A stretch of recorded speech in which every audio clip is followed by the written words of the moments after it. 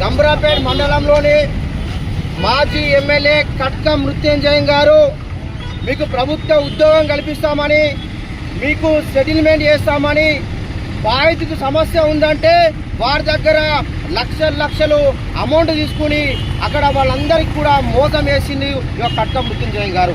అదేవిధంగా ఎక్కడ కూడా ఖాళీ జాగా కనబడ్డాయంటే కూలీ నాలు చేసి కాయ కష్టం వేసుకుని 10 రూపాయలు కూడబెట్టుకుని ఒక భూమి కొంటే ఆ భూమిని చిన్న లిటిగేషన్ సృష్టించి ఆ భూమిని కబ్జా చేసే నాయకుడు ఈ కట్క మృత్యుంజయం గారు. గతంలో కూడా గంభీరాపేట మండలంలో వందలాది మంది బాధితులు ఉన్నారు. ఎక్కడ భూమి ఖాళీ కనబడితే ఆ యొక్క బాధితులు బలహీనంగా కనబడితే ఆ భూమిని కబ్జాలు చేస్తూ ఉన్నారు.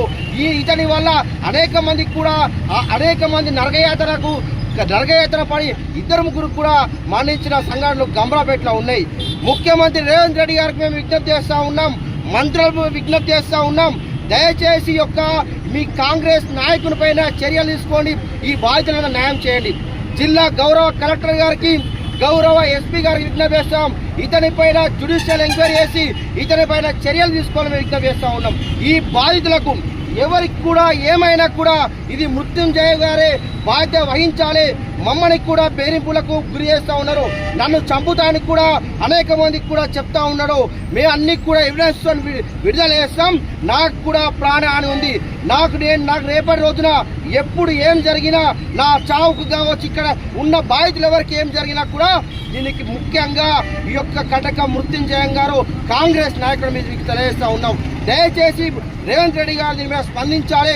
మీ ప్రజా పరిపాలన కదా, ఇక్కడ కాంగ్రెస్ నాయకుడు, ఇక్కడ మాజీ ఎమ్మెల్యే అరాచకాలు చేస్తున్నారు.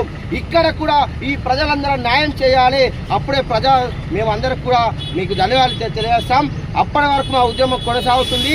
ఇక్కడ ఎవరికేం జరిగినా ఆయన బాధ్యత వహించాలి. దీని మీద జ్యుడిషియల్ ఎంక్వైరీ జరగాలి. బాధితులుగా ఒక్కరిగా బాధితులు 100 మంది బాధితులు ఉన్నారు.